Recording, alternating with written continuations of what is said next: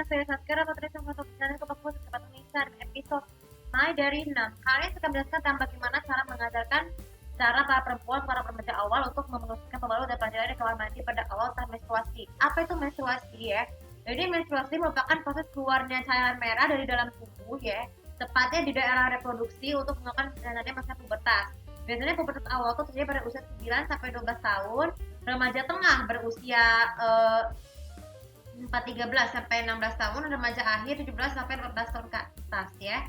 Jadi para perempuan remaja awal itu biasanya tuh akan merasa tidak nyaman pada awal menstruasi karena tidak terbiasa begini.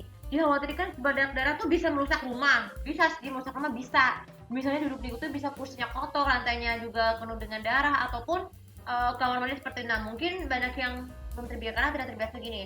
Nah maka dari itu kita sebagai seorang ibu, bibi, nenek maupun wali ya perempuan atau kakak perempuan tuh biasanya mengajarkan adiknya tuh bisa ini mengajarkan apa tuh faedah pentingnya. Jadi para perempuan remaja awal tuh kalau menstruasi itu menandakan bahwa tubuh itu sama masa pubertas ya. Jadi itu bukan hanya menstruasi tapi juga beberapa tingkah laku ya. Jadi pada usia kelas 4. Nah, tapi harus mengajarkan bagaimana cara pembalut betul ya. Maksudnya gini, pembalut dan ventilan yang paling aman itulah pembalut yang tidak boleh terlalu ketat ya. Kenapa? Karena kalau yang terlalu ketat terlalu longgar itu tuh biasanya tuh berbahaya karena kan bisa mengakibatkan ada bercucuran ataupun pembalut yang terlalu terlalu sempit itu kan bisa menekan ini ya ke alat reproduksi itu bisa sakit perut. Nah, apalagi daerah V-nya itu kan juga sakit. Aku juga pernah ngalamin kayak gitu. Nah, terus juga pembalutnya tidak boleh diberi pembuangan yang berlebihan. Nah, jadi supaya menstruasi tidak mudah gatal-gatal, sebaiknya hindari pembalut yang banyak mengandung wangi-wangian supaya tidak merusak jaringan organ pada reproduksi. Itu begitu dengan ventilator. Nah, bagaimana ventilator itu kan juga sama merupakan sebagai cara untuk supaya tidak keputihan ya. Jadi keputihan itu merupakan darah tidak seperti merah tapi cairan putih yang keluar dari produksi untuk ini. Nah, bagaimana sih apa sih peran penting para pemajar awal mengajarkan itu ya? Jadi para itu akan mengajarkan bagaimana cara yang betul, mulai dari membersihkan darah itu dengan sama halnya dengan mencuci baju. Jadi setiap kalian menstruasi atau sebelum mandi, pastikan biasakan gini, ajarkan selalu untuk mencuci dengan sabun ya. Tapi sabun yang dimaksud itu adalah bukan sabun mandi, tapi sabun batang bekas yang biasa tidak dipakai ya. Jadi pembalut itu dibersihkan dengan sabun bekas memakai supaya tidak membuat sisa darah ya. Dengan menggosok betul ke kamar mandi supaya bisa termengerti ya. Kenapa? Jadi supaya para remaja perempuan remaja awal itu harus sadar akan kebersihan lingkungan ya. Begitu dengan ventilator, jadi kok ventilator itu harus wajib dipakai di saat umur 9 tahun. Nah, jadi maksudnya cara ventilator itu tempelkan ventilator di satu anak-anak ya supaya keputihan.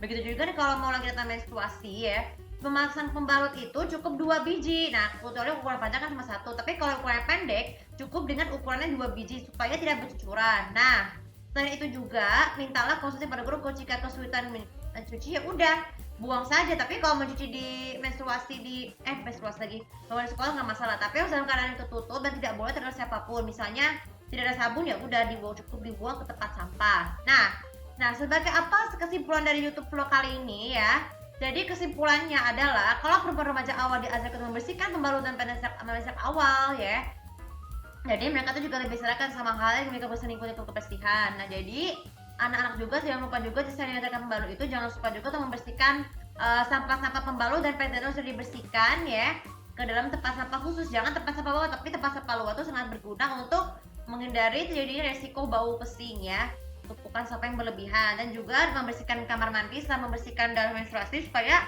kamar mandi tetap bersih dan bebas dari kuman. Oke, untuk YouTube vlog kali ini sudah bermanfaat. Dan jangan lupa seperti biasa untuk follow sosial media aku, komen dan subscribe aku supaya tahu bagaimana cara kalian untuk mengajar para perempuan. Bagaimana keadaan penting dari pelayan yang mengajarkan para perempuan remaja awal untuk membersihkan pembalut dan penanganan dengan betul. Terima kasih. Assalamualaikum warahmatullahi wabarakatuh.